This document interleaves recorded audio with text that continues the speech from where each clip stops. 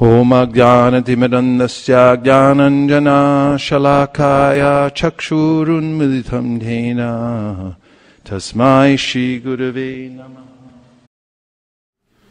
Hare Krishna. Welcome to ISKCON of Silicon Valley on a beautiful spring day. Thank you for coming out. I thought that everyone would be at the park today, perhaps.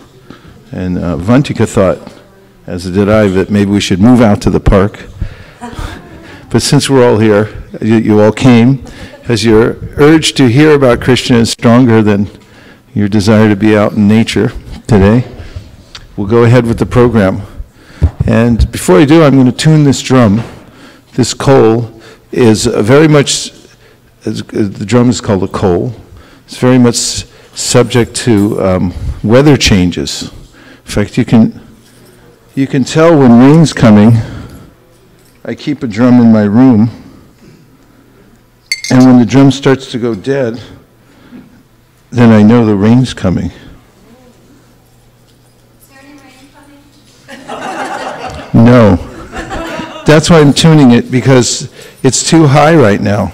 And so I'm putting a little bit of water on the rim of the drum to help it loosen up. But I can tell you for sure there's no rain in the forecast.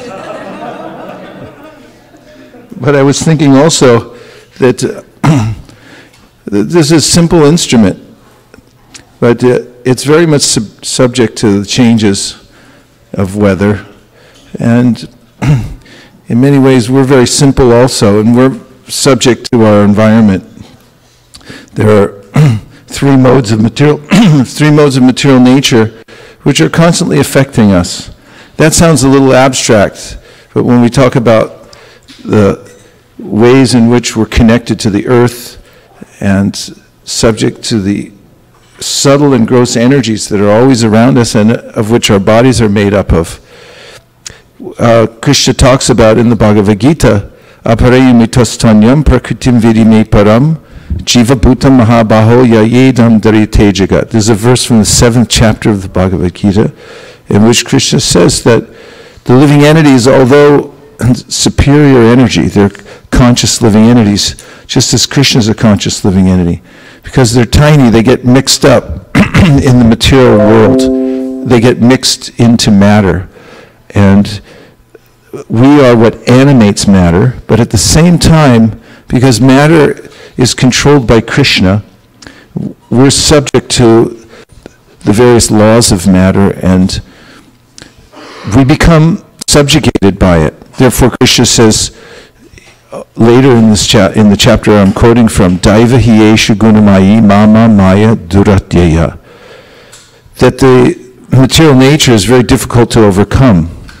Not for Krishna, because he controls it all. And although we're superior to matter as conscious living entities, we, while coming in contact with matter, can become overwhelmed by it, practically hypnotized by matter, by Maya. So Krishna then recommends the way to get out of that is to surrender to him. That's a kind of a scary proposal sometimes when we hear the word surrender, isn't it? Because it's a little abrupt. When we say surrender, it's something that happens sometimes when you weren't expecting it and you weren't prepared for it. But that's one of the reasons that the great pure devotees and teachers of Bhakti take time to write out what that means so that we can apply it in our lives. There's an actual application of this idea of surrender, which is called Sharanagati, which means the sixfold path of taking shelter of God. And this is synonymous with the idea of surrender. And that is something that we can accommodate if we look at it because it's incremental. So one of the first points is that one can accept things that are favorable. We can do that, right? If one has some inkling towards the idea of cultivating spiritual life, we say, I think it's a good idea. I can recognize that there's a difference between matter and spirit, and one is higher and the other is lower. And that it's good for me to actually come up to a spiritual platform. And then, if I'm able to get good guidance from the scriptures and understand what's favorable, and then accept those things into my daily routine and my practice in my life, then that's a form of what we call Sharanagati. It's one of the aspects of surrender. Does that sound doable? Yes. Say yes. Yes. Thank you. And like, what thing would you add? What thing have you heard about from scripture or from devotees that is favorable for you increasing your practice of devotional service in your own life, that you've thought about taking on in your life, or that you've taken on? Yes, Mukaravind? Microphone, because everybody online would like to hear what Mukaravind Prabhu is saying. And that gives opportunity, while the microphone's coming, to greet everybody who's joined us online. Which camera should we turn towards? Look at this camera over here, and everyone please wave and say Hare Krishna. I greet all our brethren who have joined us from around the world. Mukaravind, what thing have you heard of from scripture, from devotees, that's favorable that you'd like to take on in your devotional life?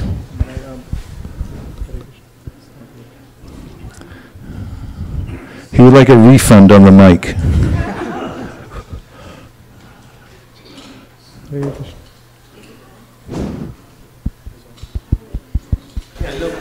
Hare Krishna.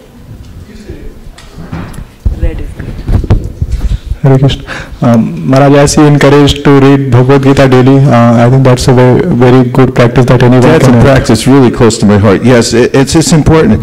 You know, I'll give you a little tip. In reading a chapter a day of Bhagavad Gita, this has really helped me a lot.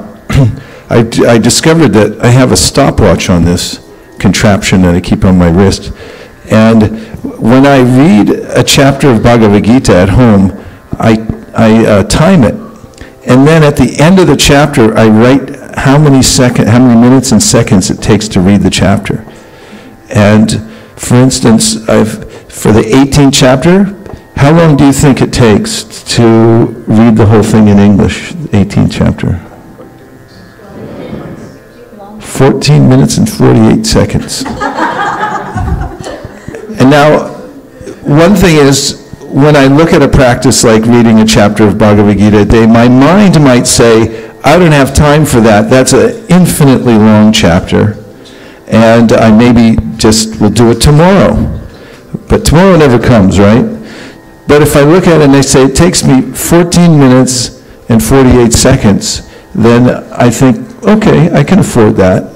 I'll take the next 14 minutes to recite this. Then I do it. And this is one of the very favorable practices for devotional service. And if you heard about it, that recite one chapter of Bhagavad Gita every day, and then you took it on, this would constitute Sharanagati. You accepted something favorable. Now in the Bhagavad Gita, Krishna says, Yeyata mam prapadyante tams tatayava bhajamyaham mama vartmanavartante manusya partasarvasha. And that means, this is a verse that one can remember all the time, because Krishna's here saying that whatever you do as an act of surrender towards me, I will reciprocate equally. If you come towards me, if you extend yourself to me, I'll extend myself towards you in the same way. And this is the way to come closer to Krishna, is to find out those things that are favorable and then say, okay, I'll take it on.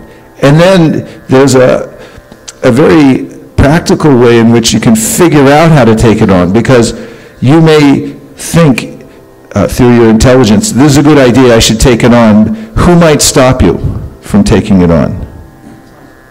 Huh? Your mind. What might your mind say? Do it later. Yeah, go ahead. Tell us. Yes, maybe do it later. I mean, you have time. Take it easy. You have time. You'll live for a million years. You can do it sometime when you're 500,000 years old, right? Yeah, that's true. What else might your mind say? Yes? Maybe I'll do something else right for that now, and I'll keep it for later. Yeah, I'll just do it later. This procrastination is a very deadly disease. Unless you use it to procrastinate against things that you shouldn't do, and that's another topic. You can study that at Stanford University. They have a major in applied procrastination you can take. Yes, what else? We have some more up here. Shraddha. Accepting things favorable. This is it's a very positive thing. You can add things to your life that are favorable to your devotional service. It means Krishna likes them. And this is actually the process of devotional service, is to make yourself more appealing to Krishna. In fact, Srila Bhaktisiddhanta Saraswati Thakur said, don't try to see Krishna, but try to act in such a way that Krishna will want to see you. So if you made a list of all the things that Krishna likes, and then you gradually introduce them into your own life through the process we're talking about here, overcoming the mind, finding the time to implement them in your life, then Krishna will start to notice you more. Shraddha. Seeking association of devotees, like-minded devotees. Oh, you're talking about another favorable. Oh, you want me to say how the mind will think? No, that's good. So it's a long list. Another favorable practice that one can take on is what? Association of like-minded devotees. Association of like-minded devotees, and Sri Chaitanya Mahaprabhu said that are more advanced than oneself. That helps also. So if you figure out, and one way that you can do that, this is a practical way that you can associate with like-minded devotees that are more advanced than yourself. Should I give you a practical tip? Yes. Invite them over to your house. If you cook something really nice, and then you just, call them up and say, hey, can you come over? We'll feed you. This is one of the ways in which people who live in houses, or, even if anywhere you live, but if you can invite people over and bring them into your house, this is a very expedient way. It's almost automatic. Once they come into your house, it changes the entire environment, and you get the association. So we find in the Chaitanya Charitamrita that when Chaitanya Mahaprabhu would travel around, people would extend invitations to him all the time. In fact, his secretary would have to keep track of all the people who were inviting him to come over. In fact, Prabhupada used to get invited all the time. When his secretary, who at the time was named Hansaduta Das, one of the famous devotees from the pioneering days of the Hare Krishna movement, he explains in his memories of Srila Prabhupada that when he was traveling with Prabhupada, many people would come and extend invitations. Could he come over to our house? We'll feed him. And we'd like to have his association. And then Prabhupada would say, you just talk to my secretary, he'll arrange it. So they'd come to Hansaduta, and Prabhupada only had a certain number of hours in the day that were available, so Hansaduta had to prioritize, and he would offer some, but then it was full, schedule was full. He'd have to say, sorry, can't do it. And they said, but Swamiji said that you would arrange it. And they become angry at him. And so after this happening more than several times, Hansaduta went back to Prabhupada and said, Prabhupada, you're sending all these people and there's no place to accommodate them. There's no time to accommodate them. What should I do? Prabhupada said, it is my business to say yes, it is your business to say no.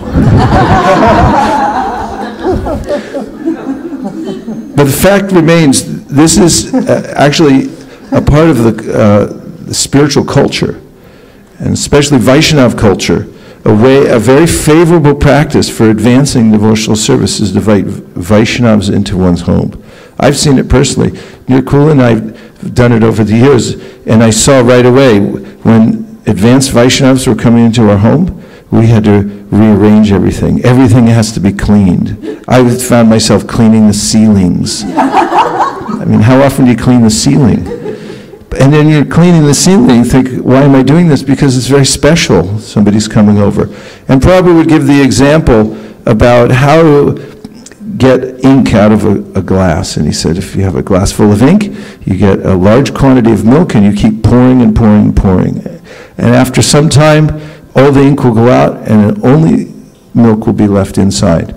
So this is another favorable thing. So we've named two things that could change your life and that are a part of the list of Sharanagati, or the sixfold path of taking shelter of Krishna. And even if you just did these two on a regular basis, I dare say that you would find yourself on a transcendental platform. And the more that you did it, the more you would increase. So this process of Sharanagati and the devotional service is something that has been chalked out. There have been volumes written, and some of the volumes then condensed into smaller versions that give the very essence, what we call the cream. And by taking even a small portion of that and applying it in one's life on a regular basis, one will find that one is advancing in spiritual practice. And this is the entire goal of life.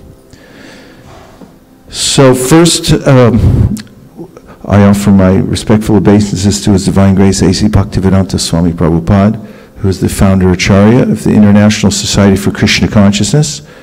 He came single-handedly to the United States and then subsequently went all over the world and established Krishna consciousness so that thousands and then millions of people could take it up in perpetuity. He organized his society in such a way that it had enough structure so that it would go on without him. As in the very beginning, when a spiritual leader comes, there's a lot of participation due to the charisma, spiritual charisma of the teacher.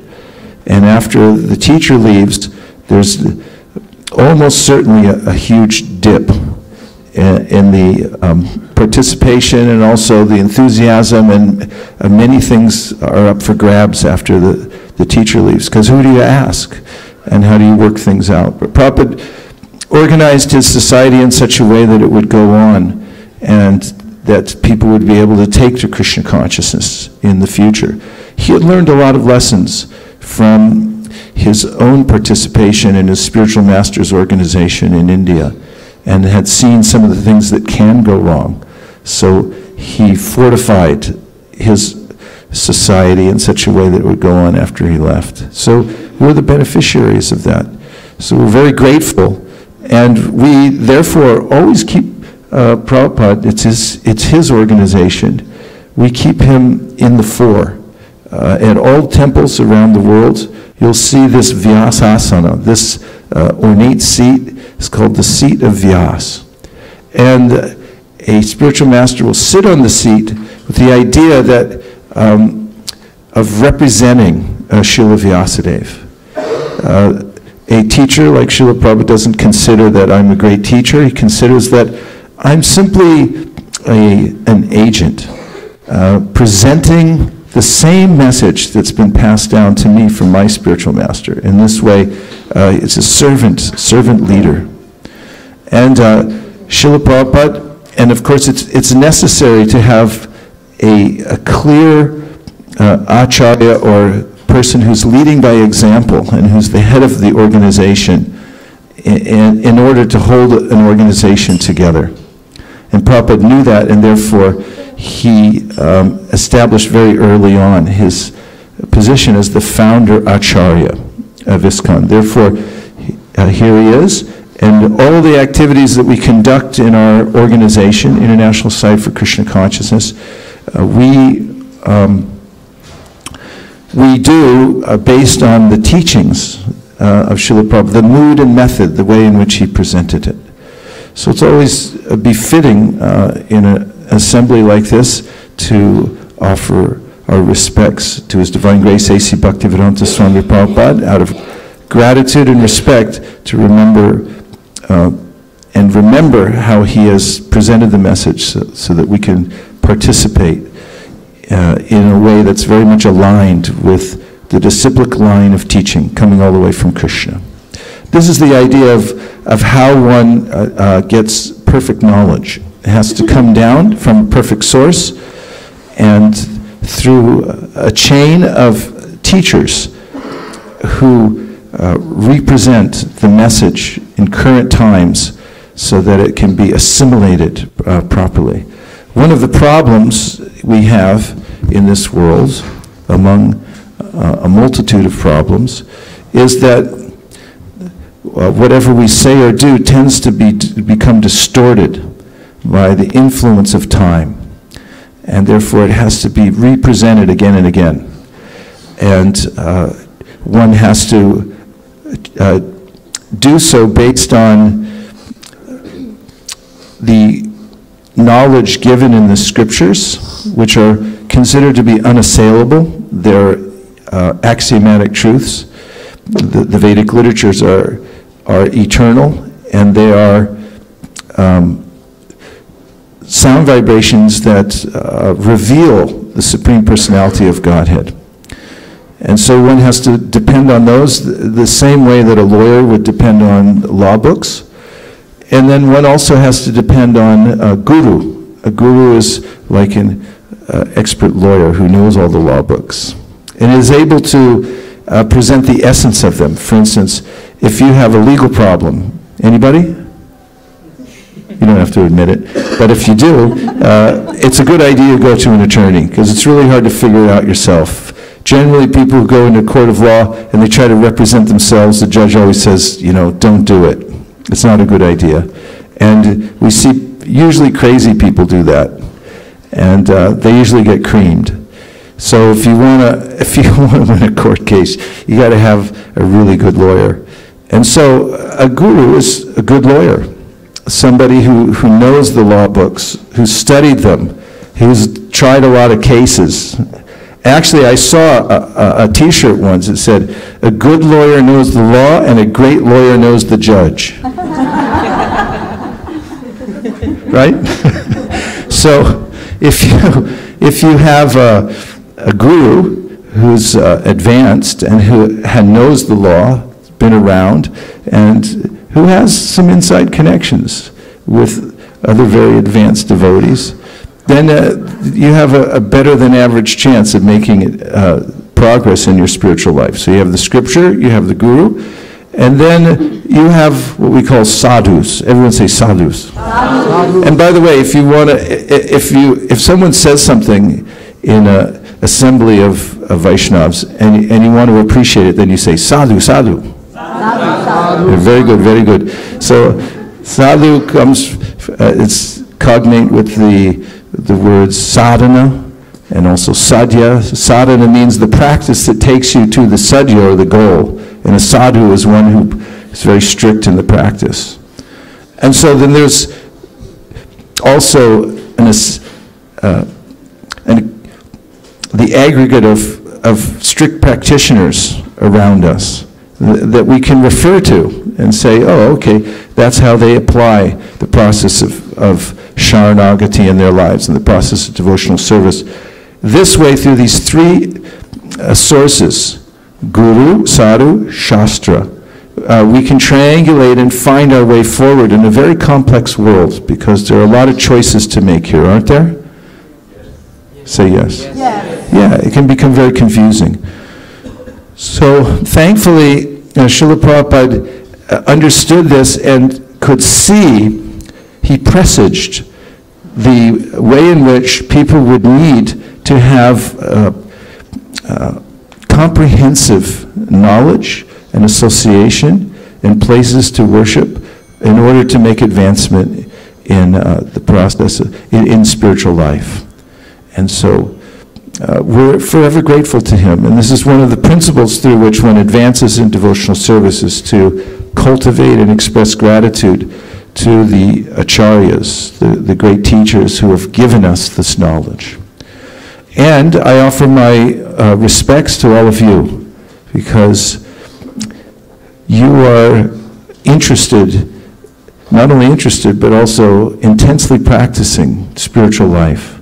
And therefore, you are considered to be worshipable in all the scriptures. Those who are devotees, actually, Lord Shiva told his wife Parvati, are the most worshipable. She said, Aradhananam Sarvesham Vishnu.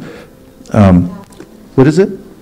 Oh, Aradhananam Sarvesham Vishnu Aradhanam Param Tasmat Paratanam Devi Tadyanam Samarchana. That means, he said to Parvati, that of all kinds of worship, the worship of Lord Vishnu is the best. And the reason is because Vishnu is supreme. He's beyond the modes of material nature. And then she went on to say, better than worshiping Vishnu is worshiping those things that are dear to Vishnu. And Krishna himself in the 11th canto, and 10th canto of the Srimad Bhagavatam says, Sabhakta Puja Bhyadika. He said, if you want to do perfect worship for me, then worship my devotees. This is something that is a very important principle in Gaudiya Vaishnavism. If you want to please Krishna, then please those who are dear to Krishna. And Krishna says, there's no one more dear to me than my devotees. So you're all dear to Krishna, you're worshipable. And this is a principle for advancing in spiritual life, is to appreciate, worship, and associate with those who are on the devotional path and who have a feeling of exclusive dedication to Krishna. In fact, there are 26 qualities of a pure devotee that are mentioned in the scripture. And did you know, some of them mean the devotee's clean, devotee's poetical, merciful, and so on. And one of the qualities is that that person is exclusively dedicated to Krishna. Krishna is not, the process of devotional service, Krishna Bhakti is not a path, it's the path. This is the mood of a person who's exclusively dedicated to Krishna. Right? Because you could say, yeah, Krishna consciousness is nice. It's one among many paths. But a person who's exclusively dedicated and has come to the conclusion, Vasudeva Sarvamiti, as Krishna says in the Bhagavad Gita, Krishna is everything, Vasudeva is everything. That person is exclusively dedicated. So if you, out of the 26 qualities, if you're missing 25 of them, but you have this dedication that Krishna is everything, and I'm going to surrender to him, then you're still considered to be a Vaishnava. Does that make anybody feel better? Of course, all of you appear to have all 26 anyway, but for the sake of people like me, who are devoid of all of these things, this is an important point that Krishna brings up in the Bhagavad Gita when he says, Api chet sudaracharo bhajate mamananya bhak sadhureva samantavya samyag vyavasito hisaha. He says that even if a person is a sudarachara, which means really bad, durachara means bad, and sudarachara means really bad. But that person has this intention of surrendering to Krishna. That's their full intention in life. But it just so happens they're really bad. They have a tendency toward worldliness due to their past conditioning. But because in their heart they have a burning desire to surrender to Krishna, Krishna says, you have to consider this person to be a saint, because that's their main purpose in life, even though they don't have all the qualities yet. And then he says in the next verse that if such a person goes on pursuing this desire to engage in the sixfold process of taking shelter of Krishna, and continues no matter how bad he or she is at the start, then Shri Pram Bhavati Dharmatma Shashvash Chantim Nagachati Konteya Pratijanihi Nami Bhaktya Pranashati. Krishna himself says to Arjuna, you say it to everybody, Arjuna, that this person's going to be successful. And the reason he says that is because people know that Krishna sometimes tells lies in order to glorify his devotees. So he says, okay, if my devotee says it, then everybody knows that I'm going to follow it forever. So he says, declare boldly, Arjuna, that my devotee never perishes, and that if one goes on with the process of devotional service, that person will be successful without fail. So this is the essence of spiritual practice, and that is to have a very clear goal in life and to introduce into one's hectic life, and I'm just assuming that it's like that, because that's the way that Kali Yuga is naturally, the process of surrender to Krishna by accepting things that are favorable, and then there's 5 others that I won't go into right now, but just the point about accepting things favorable. Then Krishna will move heaven and earth to help such a person advance in devotional service. So congratulations to all of you, because you took a big step today to come all the way down here to sit and so we can talk about the science of Krishna consciousness. Go Premanande.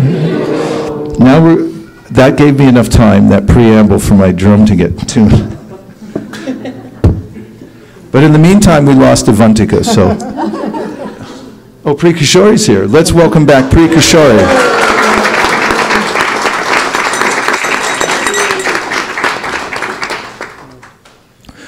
Namo Vishnu Padaya Krishna Prishtaya Bhutale Sri Mate Bhakti Vedanta Swami Niti Namine Namo Vishnu Padaya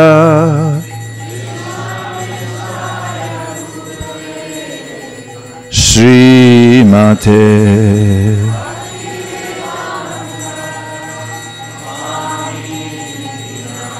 Namaste Saraswate Deve Gauravani Pracharine Nirvishesha Shunyavadi Paschatya Deshatarine.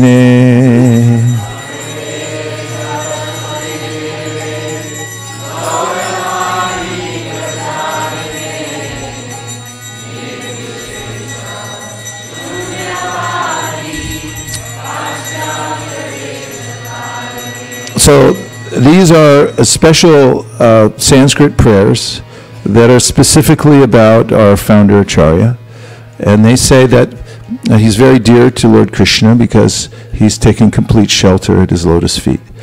And then it goes on to say that we offer our respects to him. He's a servant of his spiritual master, and he's carrying the message of Lord Chaitanya. Gauravani means the message of Chaitanya Mahaprabhu. He's carrying it all over the world. Pracharine, he's teaching it to everybody. And very specifically, Nirvishesh Shunyavadi means he's come to defeat many of the philosophies that discourage people from taking to the worship of the Supreme. Very specifically, there are ideas that there is no Supreme. Nirvishesh means when you become perfect, it means you become nothing. We're against this idea. Also, Shunyavadi, that God is something amorphous, not specific, not beautiful, just nondescript energy. So against this idea too, and a lot of other things.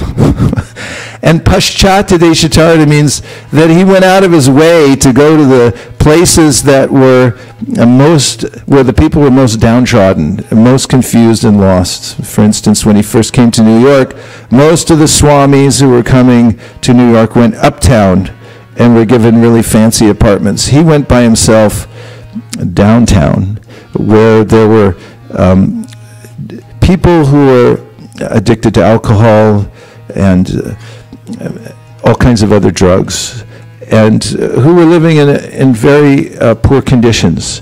And he started there and was able to reach people from all kinds of cultures that had no knowledge about the process of Krishna consciousness.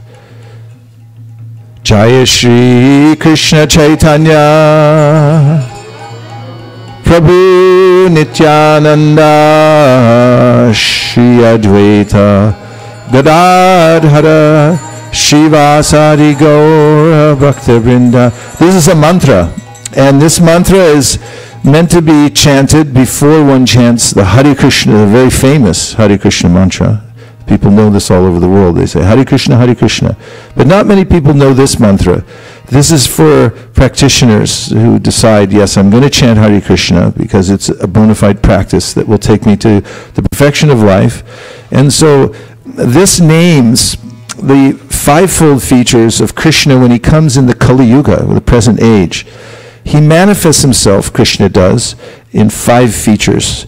So Shri Krishna Chaitanya means Krishna's manifestation as Bhagavan, the Supreme Personality of Godhead. Nityananda is his first expansion, who's his servant, who helps him to spread the Krishna conscious movement.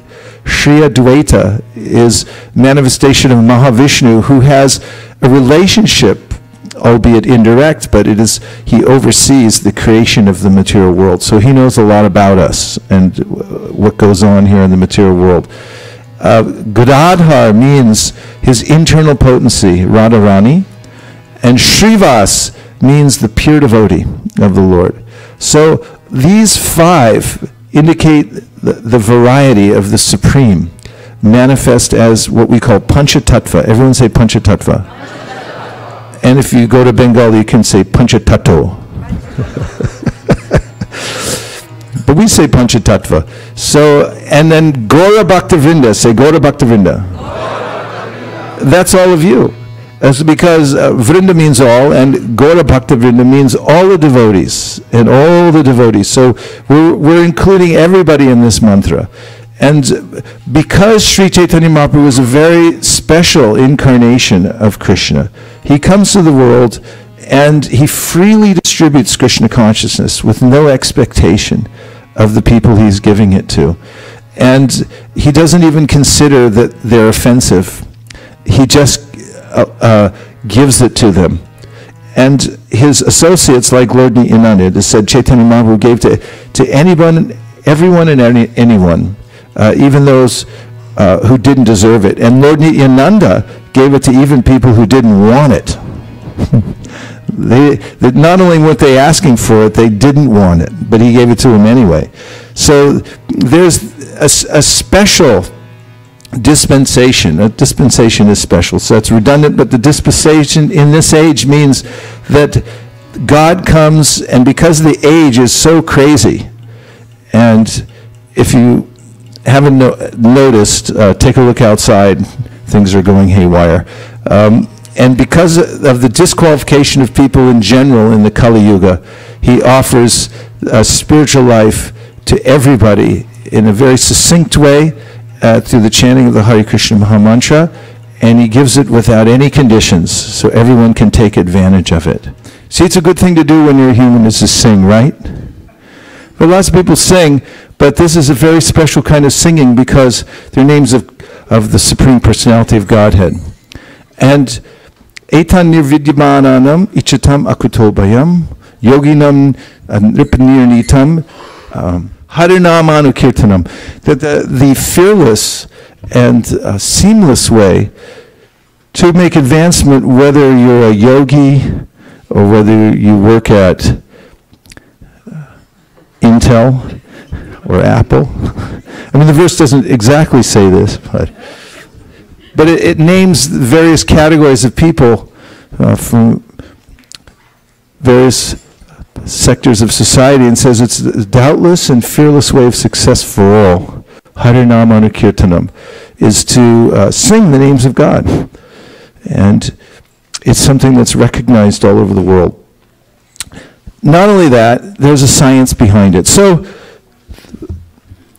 it would be good to know if there was a single cause for all suffering, wouldn't it? Because if one tries to deal with the various circumstances which cause one to suffer individually, it might be very difficult to do. For instance, if you get malaria and then you insist on finding the very mosquito that bit you, it may take a while. for science to catch up to that. Even forensics are not that accurate these days. But if one becomes philosophical, which is one of the ways that suffering is our friend, it's meant to make us ask the question, why am I suffering? This, the Shastra says, should be the main impetus of a human, is to inquire in this way. Kama sanendriya pritir labo jiviti avata jivasya tattva jignasya narto yashchehi karmabi. We're not meant for lounging around in this world. Lounging means getting really comfortable. That's what a lounge means. Where are you going? To lounge. What are you going to do there? I'm just going to be comfortable. But the material world's not meant for that. It's meant for inquiry. It's meant to stay vibrant so that you can inquire on a higher level and say, why am I suffering? That's a legitimate question everyone can ask. And the preposterous idea that I shouldn't inquire about, I should just be stoic and accept it, is not accepted by the Vedic Shastras. They actually urge us to inquire, to try to find out what is a better kind of life. And so the Vedas answer. If one asks that question, there's an answer to all suffering. And the answer given by Srila Rupa Goswami, in which he gives detailed citations from various authentic scriptures, like the Srimad Bhagavatam, the Padma Purana, and other scriptures. He describes that suffering comes because of reactions to activities, past activities that I myself have done. I've committed activities that are against the laws of nature.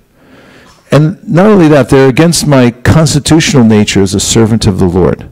And why have I done this? It's because I have freedom to do so. When the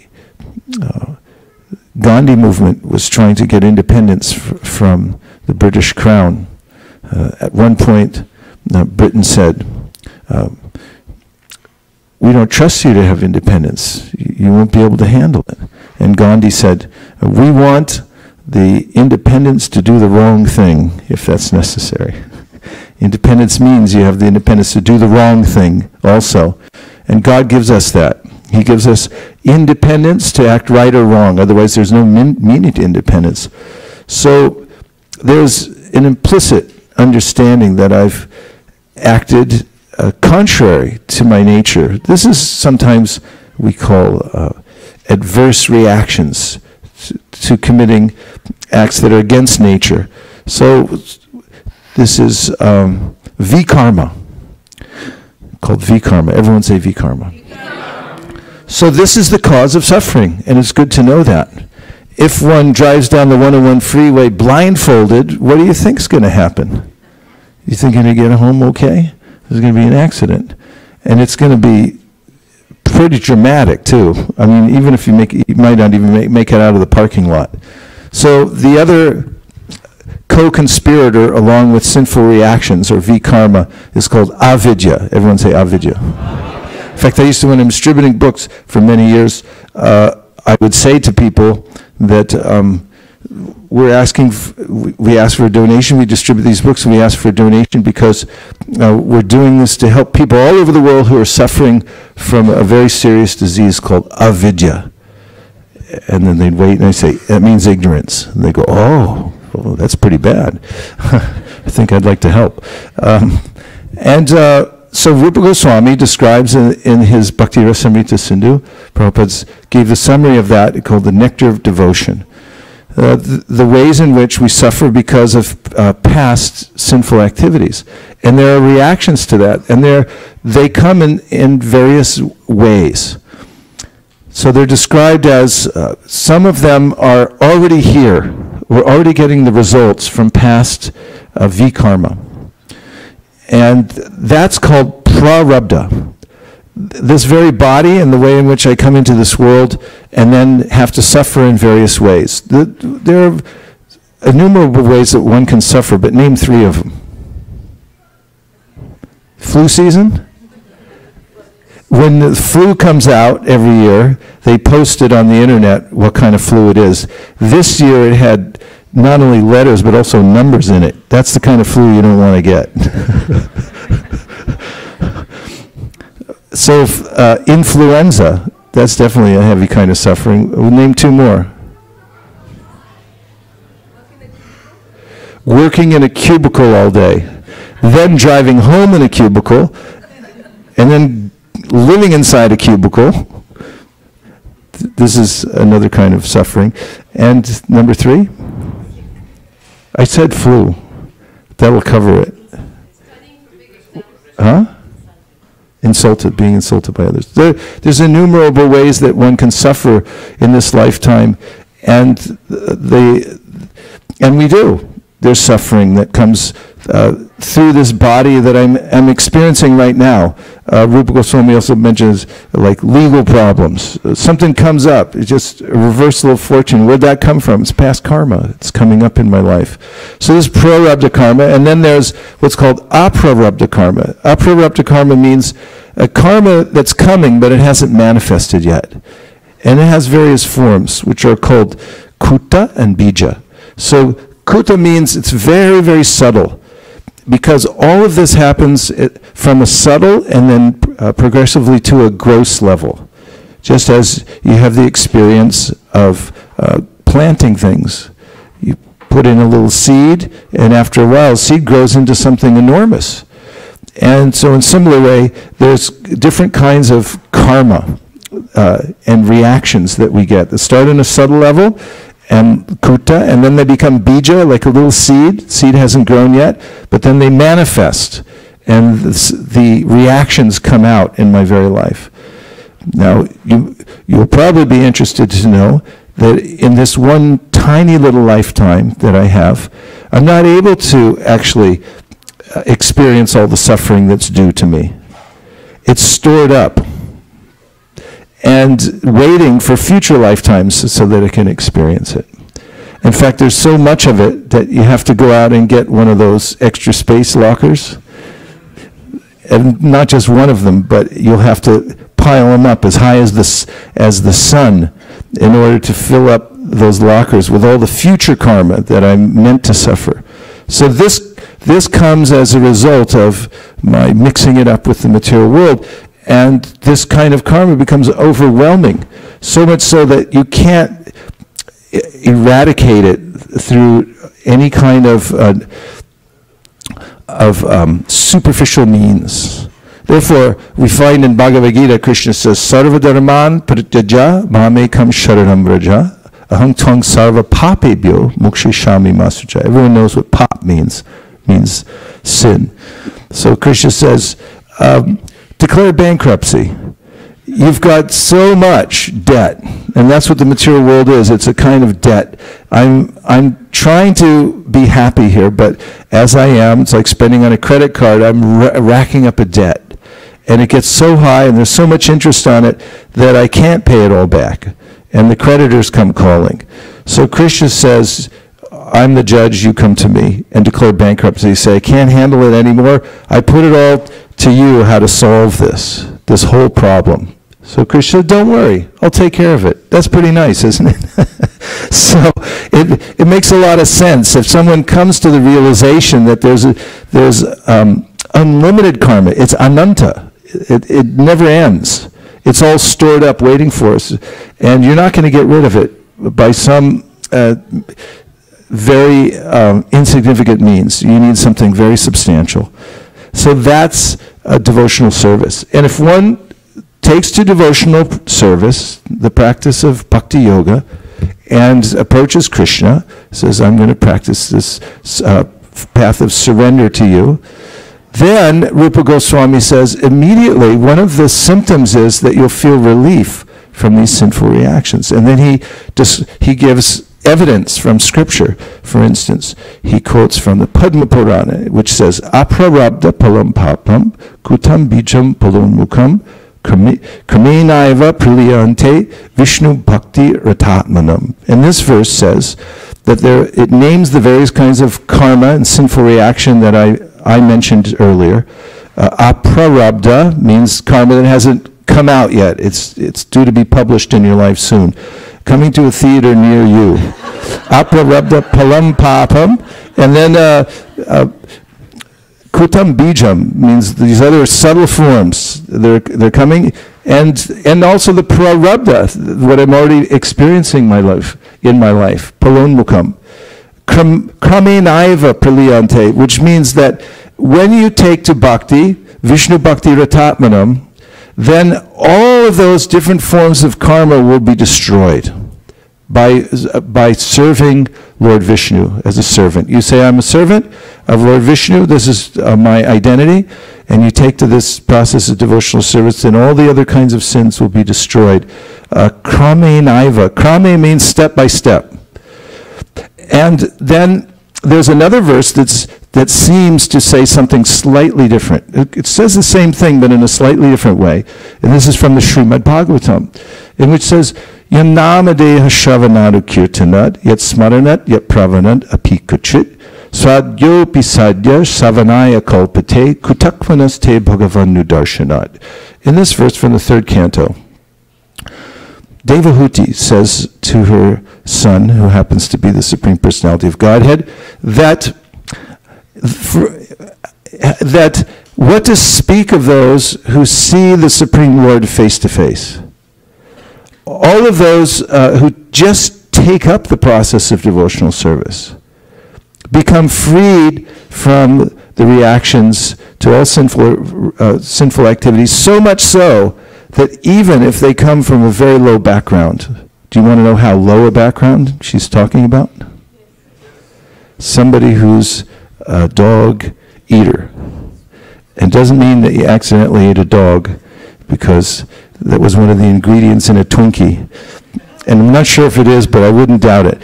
And so it means that you actually come from a culture where people strangulate dogs, and then they cook them and they eat them, and they think that's really nice.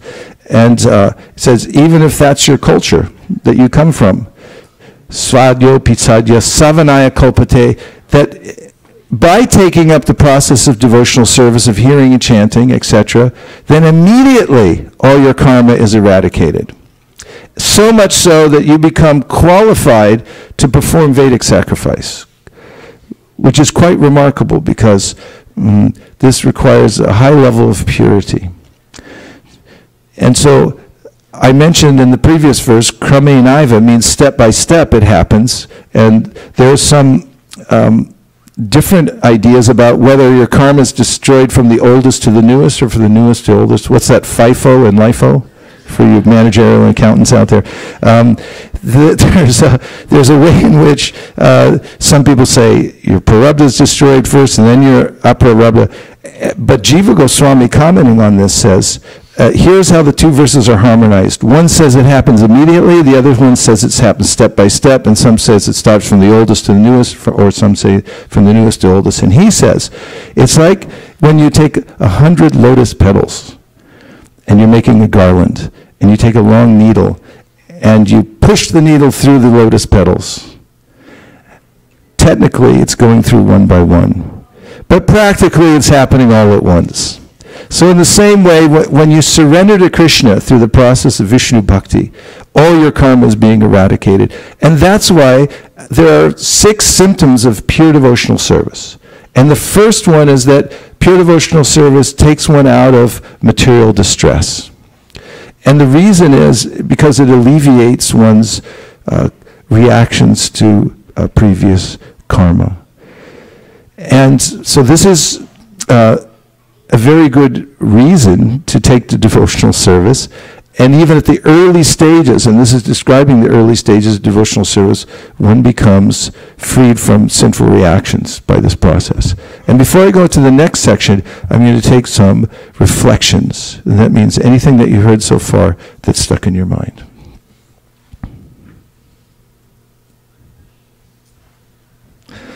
Yes. Do we have the mics ready to go?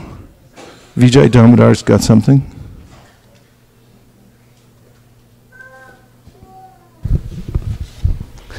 Hare Krishna Maharaj. Thank you for answering the question I didn't ever ask. I was on the verge of asking you, how does it work out that all these karmas get washed away? Because technically or theoretically speaking, the more later we are in the cycle of birth and death, the more karma we have to wash away, which means if you've been around for millions of years, that means it should take millions of years to wash it away, which means it should never wash away. So I was going to ask you that, and then I think by pushing that needle, one shot through all my sins, you just washed it away. So thank you for that answer. Sure, yeah, definitely. What else? Yes. So I like the point where you mentioned that suffering is because of all our karma, and that's what makes us ask the question. And that's kind of the turning point that makes us look and question why we're going through all of this. Hopefully, yes. Some people don't, though. Hopefully. Yes, because there's a way in which someone made that, just make a vrat. This is called griha vrata, that I make a vow that no matter how much I suffer, I'm going to stay in the material world. It's an unwillingness to, like when we were wrestling as kids, we used to have a program where when you'd get the other person down and you'd start twisting their arm or wherever it was, they'd have to say uncle. And unless they said uncle, you wouldn't let them go. And so the material nature's got us, and it's like, say uncle. And it's like, I'm not going to do it. You can break my arm, but I won't do it. So when somebody, Krishna says, Bahunam janmanamante jnanavamam prapadyate. After many, many births and deaths in this material world, someone who comes to a revelation, they say, uncle, just give up and admit that there's a superior power in this universe. If you do that, then immediate relief is there. My only difficulty is denying that I'm a servant of the Supreme. And Bhaktivinoda Thakur then says, Jiv Krishna Das e Bishwash Koleto Ardukunai. If you just admit this, that you're a servant of God, and you're not the Supreme, don't try to adopt some tricky philosophy so that you end up as the Supreme. This is another kind of delusion. But just admit, I'm a servant of the Supreme. Then your life becomes sublime. Even as you're admitting that, you'll feel great relief. What else? Yes. The point you mentioned about the sadhu and how cultivate and express gratitude to acharyas who have given us this knowledge. So I remember whenever Shraddha Mataji shows any Bhagavatam first time when we go door to door, so she opens the first page and she will tell that, okay, now we'll express our gratitude to Vyasdev, and she will tell how if you take any book in material like Rashmi Khalidi or anyone, we never knows that we offer any obeisances to the author, but here is a different in spiritual knowledge and material knowledge. The spiritual knowledge we offer obeisances to Vyasdev who has given, so that's missing link in. It's part of the culture in Bhagavad Gita to offer respects to your teacher. Tadvidi pranipatena prashnena sevaya upadakshanti te jnanam jnaninas tattvadarshina. Which means that when you approach a teacher, somebody who's laden with knowledge, then you go there in a humble state of mind and offer respects and inquire submissively and try to render some service, and then the knowledge will come out to you. And frankly, I was appalled when I went to the university after being brahmachari for 13 years, and I couldn't believe how people interacted with their teachers. I mean, I was so trained that when they'd see me, they'd go like, "Where'd you come from? How come you're listening so carefully? What's wrong with you?" And all the other students would go like, "Hey, this guy's a teacher's pet, you know." What else? Maharaj, I liked your comment coming to a theater near you, because that's a good thing to remember, otherwise you can get cozy in the material world. Yeah, and it'll all come out. It's all playing over and over again, the same drama, and devotional service needs to put an end to that. Yes, one more.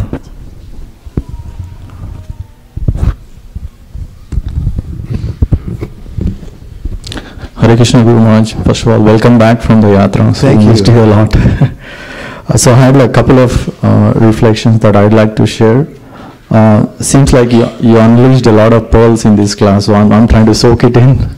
So I think the class was great. But the first thing I would like to share is where you mentioned about the fearless and shameless way for making advancement is to sing the names of the God. And the song that comes to my mind is Krishna Kirtana Gana Nartana. And I was thinking how the 6th verse song is like set a perfect example where they chanted and danced, right? So it's just, you just need to take it in. So thank you for that reflection. Yeah, that's very nice. This is one of the points Srinivasacharya makes about the direct disciples of Sri Chaitanya Mahaprabhu and their method of inculcating Krishna consciousness to the world. Krishnot kirtana gana nartana paro premamritam ponidi. They unleashed this nectarian shower into the public by singing these songs about the Supreme Personality of Godhead and singing the mantras out loud. And Chaitanya Mahaprabhu says that when a soul is lost in this world and wandering, then his or her journey of suffering comes to an end when he or she meets a devotee physician. He said the devotee physician carries hymns and instructions and administers those.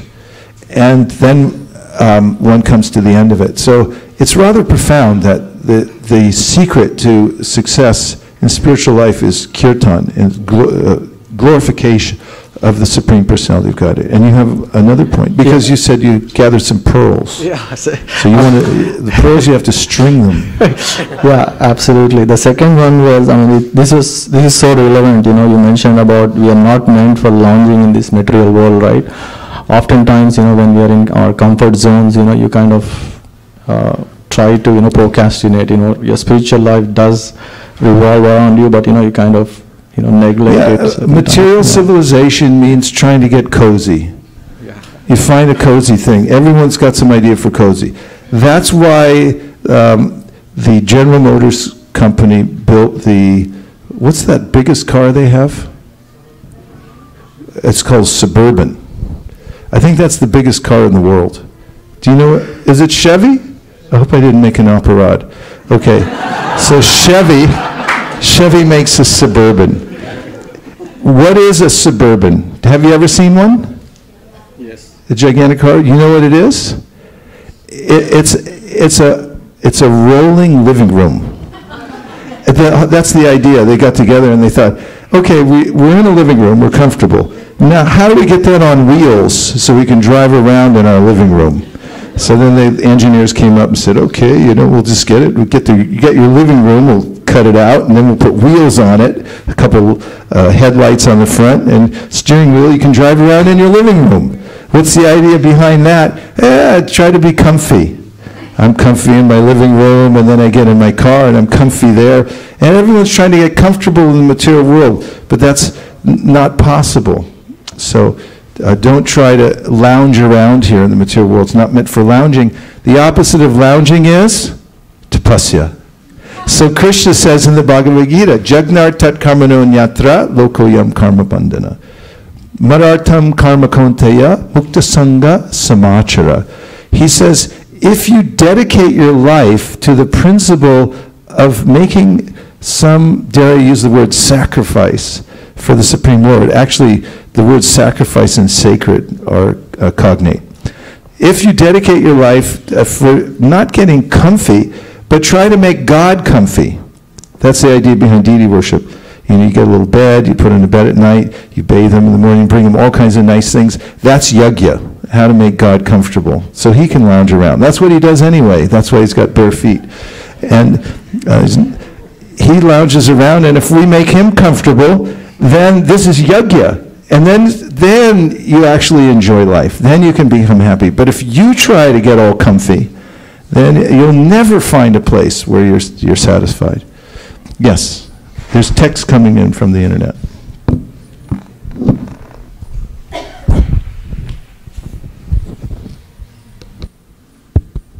This is Pandit Srivas from Cincinnati. Oh, Pandit Srivas from Cincinnati. It's very auspicious when Pandit Srivas from Cincinnati checks in with us. So let's say Haribol. Haribol. Okay, go ahead. My realization, this is the ultimate get out of jail card. It gives me hope that one can burn all bad reactions in one shot, simply by surrendering. So, of course, he's referring to the famous game Monopoly, right? If you land go to jail and you just happen to have a get out of jail free card, then you just present it and you're out. And we see this principle, Krishna says in the Bhagavad Gita, Daiva hiyeshu gunamayi mama maya duratyaya mameva ye prapadyante maya metam tarantite. Taranti means you can cross beyond this very difficult patch you're in right now as a living entity in the material world. And you can do that by surrendering to me, because I control the material energy.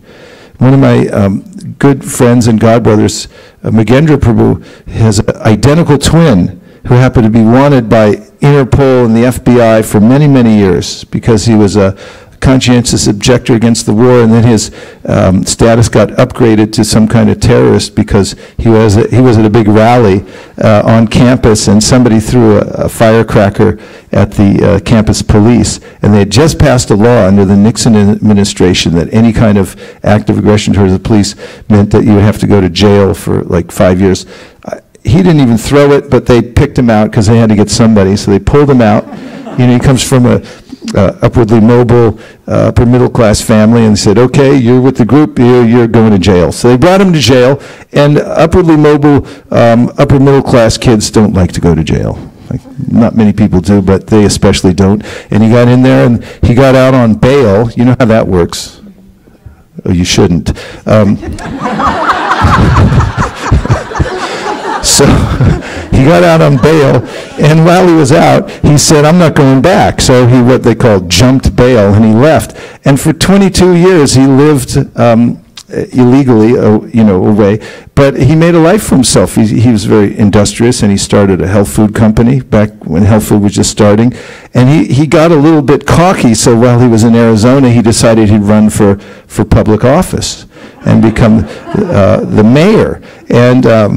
And while he was doing that, some of the press came and started interviewing him. And, you know, reporters are smart. They look into your past. And there was something wrong about this person.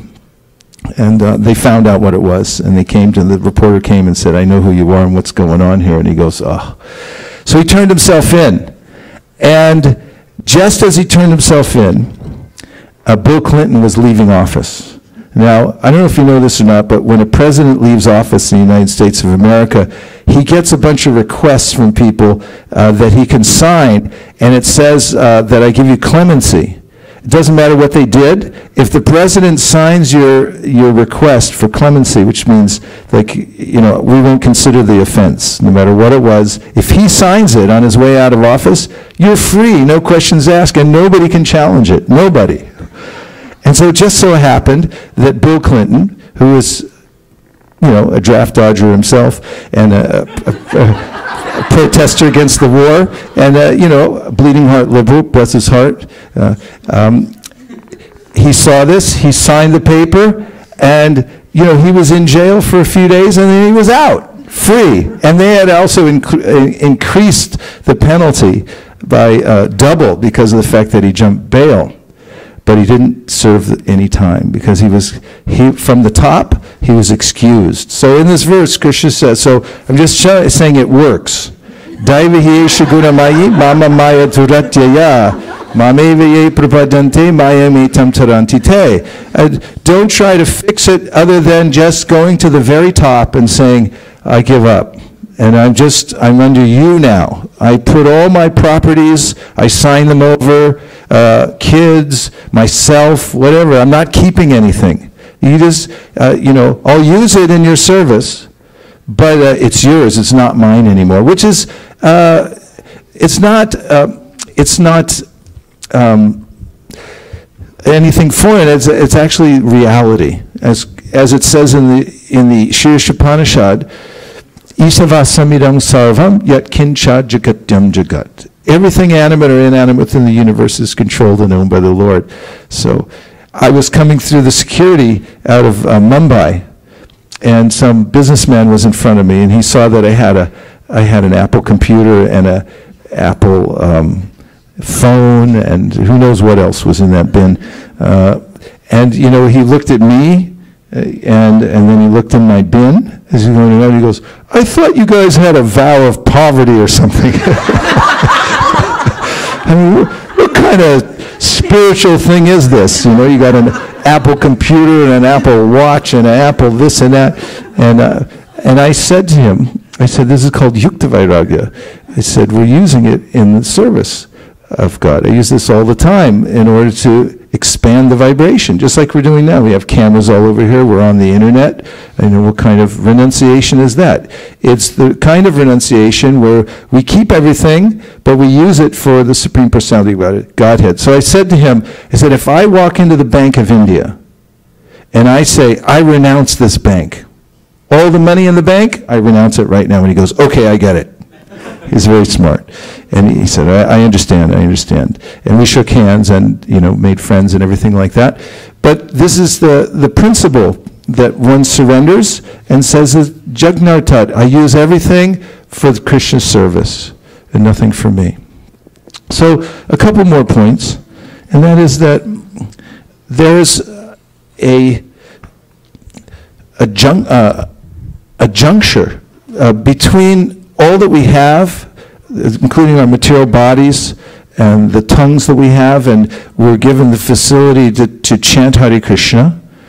But as it's brought up in the Srimad Bhagavatam, how is it that one with a material tongue, material ears, the whole environment is material, can vibrate a transcendental sound? How is it that the name of the Supreme Personality of Godhead and the spiritual vibration can manifest through this material apparatus?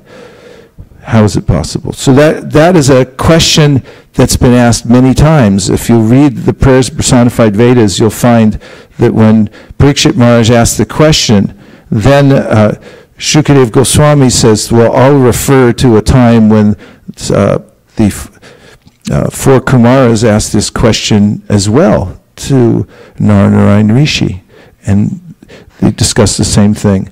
And so the answer is that because the Supreme Lord is the controller of all energies, he can transfer material energy into spiritual energy, and he can allow the transmission of transcendental sound to come to us. And the prerequisite is that we're sincere. And this may sound very simple, but actually, just as a light bulb will not illuminate unless it has electricity. So similarly, unless we have sincerity in our effort to chant Hare Krishna, to find our own sincerity, then the pure and fully spiritual holy name and all its powers will not manifest in our consciousness. And therefore, one of the principles beyond surrender is that one must find one's sincerity in practicing devotional service. And remember constantly that I need help, and one should remain meek and humble. This is one of the other tenets of the process of Sharanagati, to be very sincere and humble. And if one takes up the process of chanting Hare Krishna with this kind of sincerity, then very quickly the results of chanting Hare Krishna will manifest in one's life. And one other point is, besides sincerity, that Rupa Goswami brings up in his Bhakti Rasamrita Sindhu, is that it's very important to be steady. Because if one takes to the practice of devotional service in fits and starts, then it takes a long time to advance in devotional service. And therefore, one should try vigorously to come to the point what is called nishta, or steadiness in devotional service. Because without steadiness in devotional service, it's very difficult to come to develop a taste or ruchi. One's participation wavers and one's taste is distant. However, if one remains steady in the practice of devotional service, locks into a steady practice, then naturally one can come with sincerity to the point of having a taste, or ruchi. And after ruchi, then one can come to the stage of what is called asakti, which means attachment great attachment. And one of the points that the Acharyas, Vishnu Chakravarti Thakur and Jiva Goswami bring up about this attachment is, in any discipline that you're going to be successful in, you must be extremely attached. In other words, if you do it as a hobby in your spare time, then you won't make advancement very quickly. You have to be extremely attached to the discipline. And in order to get to that point, one must be steady in devotional service, as mentioned in the Bhagavatam. It starts with hearing, which means that if you dedicate yourself to the process of hearing, this is a form of surrender, and Krishna then helps you from within the heart to purify yourself. And from there, you start to develop a kind of steadiness. And from that steadiness, you can overcome many of the obstacles that hold you back in devotional service. And then you can develop a taste, and then you can develop a kind of intense attachment to the practice of devotional service. And from there, one develops a deep emotion for Krishna. And this is the precursor to love of God, which is called bhava. So many of these things are very technical, but the very point is that one should be sincere and steady in one's practice of devotional service. So one of the ways in which to be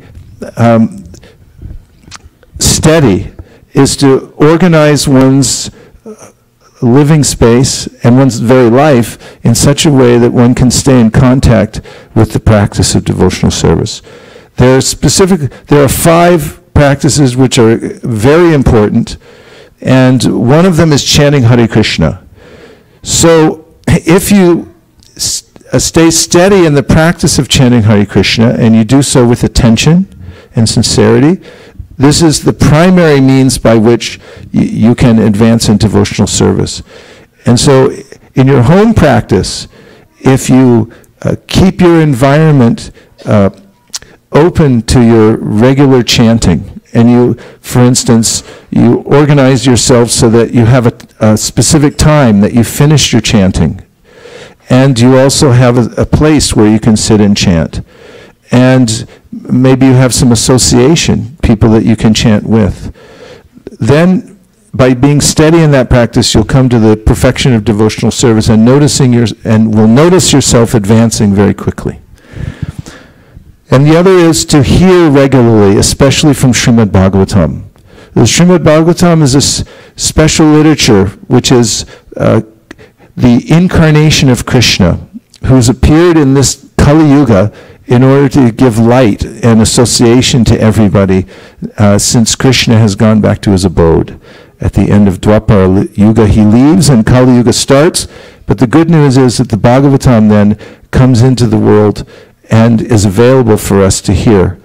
And if you do this on any kind of a regular basis, hear the Srimad Bhagavatam in association with devotees, or even if you read from it every day, you'll find that you'll advance very quickly in devotional service.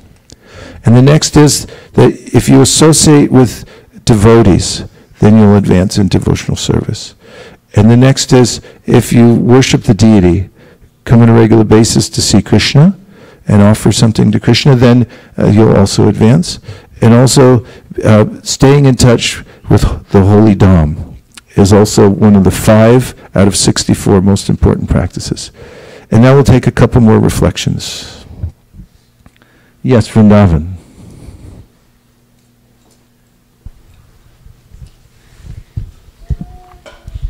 Well, I like the point where you said that sincerity is like boosting you up to chant, because if you just chant without like no taste, just thinking about stuff while you're chanting, think about what you have to do, what you will do, it won't really help you it won't give you taste for chanting. It will just you'll just be chanting because you have to do it, not because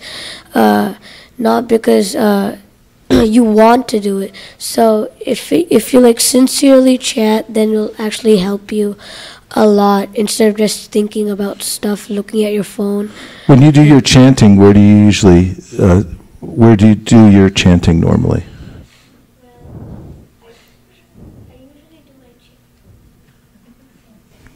I usually do my chanting in the, on Saturday, Sundays, I usually do my chanting in the, with the deities, but in the weekdays, I usually get up really early, so I do my chanting in the bed. Okay, so you sit up in bed and you chant, and then on weekends you chant in the temple room in your house. Nice. So you have a special place. Very good. That was very helpful. Thank you very much. What else? Yes. Sumati, there's a pass back.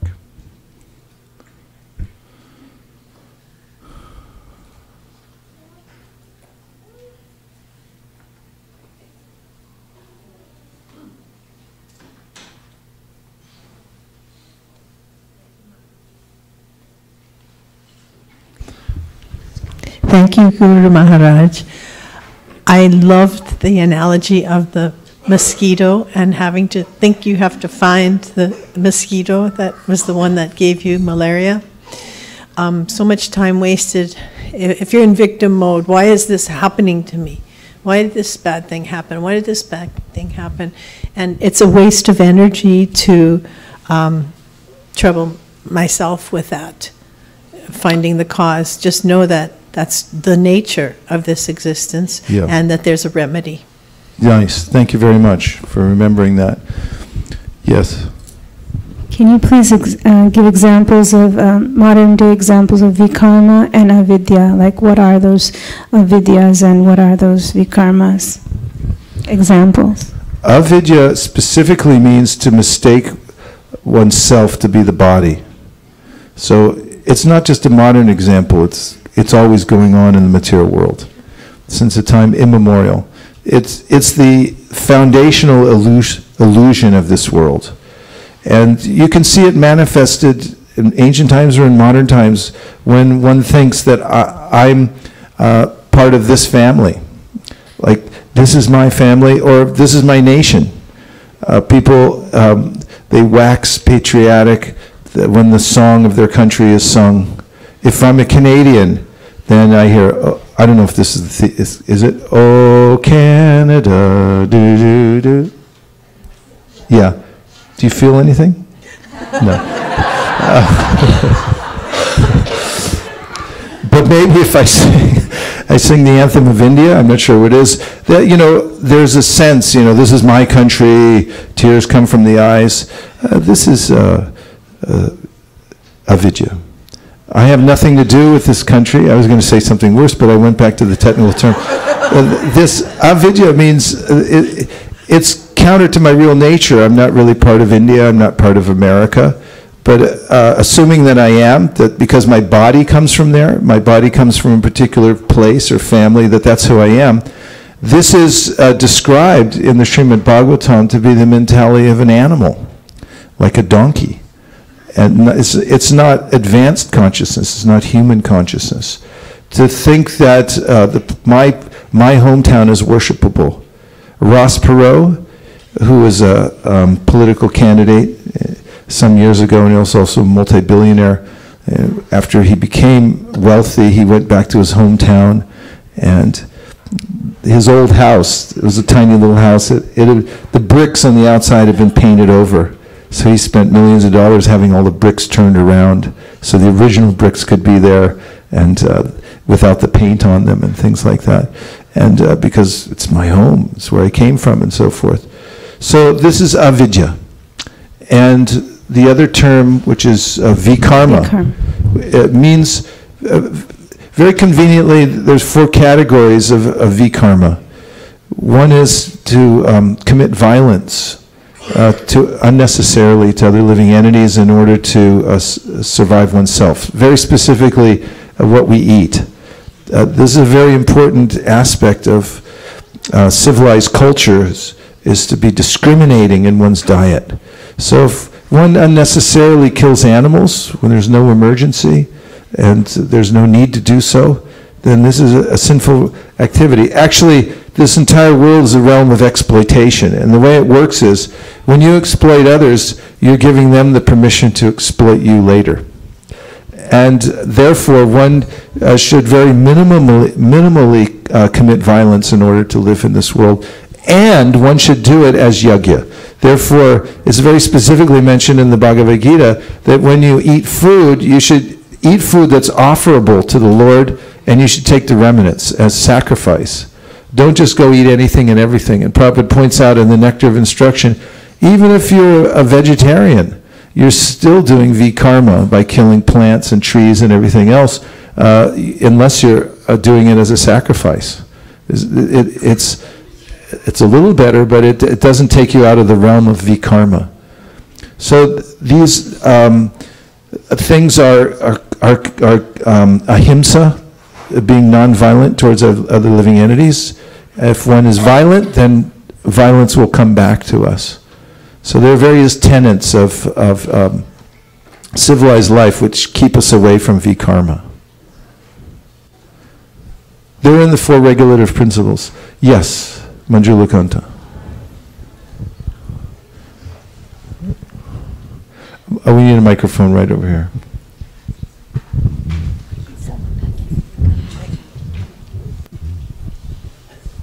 Hare Krishna Guru Maharaj. Maharaj, I had a doubt when people ask us, why do you idol worship? Right? Because our service is always Vaidhi along with the other things that we do. When you explain the concept of spiritual emerging from material, does the same concept apply to the deity itself? When you were talking about how spiritual sound vibration can come out of material elements that are around us, is the same concept applicable to the concept of the deity as well? Yes. Okay. Yes, because Krishna's present everywhere. Ekopya sora charitum jagaranda kotim yat shaktiri sakalagrahanam ekopya sora charitum jagaranda kotim yat shaktirasti jagaranda chayayadanta andantarasta paramani chayantarasam govindamari purusham tamaham bhajami. Sometimes people say, God's all-pervading, but then they won't go in the temple and worship. So they say, like, he's all-pervading, but he's not in there. He's not in the deity. But deity is a very special way, authorized way in which God manifests himself, because I don't have the vision to see spirit. I can't even see you, because what I'm seeing is the external form. But when someone dies, as we discussed yesterday, people say, oh, they're gone. And yet when Yamaraj appeared to a group of queens who were lamenting the passing of their king, the husband of the king, Yamaraj said, what do you mean he's gone? He's right there. You don't have eyes, you can't see, he's got the same legs, arms, and so forth. Said, the fact is you never saw your husband, the king. In the similar way, we can't see spirit in our present contaminated state. Therefore, Krishna is called Archa. He appears out of mercy in a material form. And there's an authorized process to do that. It's not idle. It's not that you can just make up anything and worship anything. But there's a very specific process that you can read about in the 11th canto of the Srimad Bhagavatam that Krishna himself explicates. He tells about all the ways in which the deity can manifest in this world and how to worship the deity. There are certain ways in which to do that. And so, yes? So then when we talk to people, we still explain that to connect to the deity, you still need sincerity. You have to be able to accept and reciprocate. Yeah, you need sincerity, and you will do well to have a little knowledge also. For instance, if you go into University of Santa Clara, is that where you went to school? I'll pick that school. So you go to University of Santa Clara, if I walk into the biology lab, and I just grab a microscope, and I look inside, and I look in there and I say, what is this nonsense? This looks stupid. I don't get it. You know, it's like, you guys are wasting your time, all this grant money, and meanwhile there's some, cure for cancer in there. And they know, because they've studied the science from the very beginning all the way up to the top, and they understand what they're looking at. And if I don't understand what I'm looking at, and also have sincerity. I mean, sincerity can conquer everything, but it's also important to have context for that, so you see what it is. It's not sentimentality. There's a science behind it. How it is that all of God's energies, all energies come from God originally. And just as a electrician can put electrical energy through a heater and a cooler, and sometimes they're the same, those heater coolers that come from Japan, you can just switch it and say, okay, now I want it cold, now I want it hot. So God does that too with his energies, and he can manifest anywhere he likes in order that we can connect with him. So one of the ways he does that is through the deity. And you can read about that science. One of the examples that Prabhupada frequently gave was about a post box, and how you, when sending a letter, must put the letter in an envelope, and you have to put a stamp on it. And you can't make the stamp at home. You can't pick any stamp. It can't be, like a goofy grape stamp. You got to get one from the post office. And then you have to address it properly, and you have to put it in an authorized box. Otherwise, it's not going. And in a similar way, we also follow the direction given by scriptures, and Krishna will then accept our service. And the great acharyas, these great learned pandits, were not fools. They did not establish deities because they were fools. And millions and billions of people who come to see Balaji, for instance, are also not fools. They're actually feeling reciprocation from the Supreme Personality of Godhead. So this is something that iconoclasts who want to do away with form, or the idea that the Lord can appear anywhere he likes, and especially within a form, and need to look into in order to understand the science. We've studied it very carefully. We're not doing it sentimentally. And we're also not concocting the worship. We're following it very, very strictly and carefully as it's given in the Shastra. Right, Ramananda Saka? He's very careful. It's not that, he does any old thing he wants. He has to follow exactly what it says in Scripture, and exactly how it says to do that. Then it becomes something authorized. This happens all the time, like authorized speech is there. For instance, in the court, when the judge is in the court wearing his gown and has got a gavel, and court's in session, and the bailiffs are there, and it's an authorized session, and the defendant comes in, and then he says, you're going to jail, that person's going to jail, because it's authorized. Later on, if the same judge is standing at the 7-Eleven having a Slurpee on the sidewalk, and he sees somebody and says, you should go to jail, that guy's not going to jail, because it wasn't authorized. It's the same guy, but it wasn't, the context wasn't correct. So there are ways in which, through the authorized process of Scripture, one comes in contact. This is the whole Vedic process. The mathematics comes from the Indian culture. And the way it comes from Indian culture is because the geometrical shapes for the Agnihotra pits had to be very precise according to Shastra. Otherwise, the yajna would not work. Of course, if we do that in this age, we'll never get it right.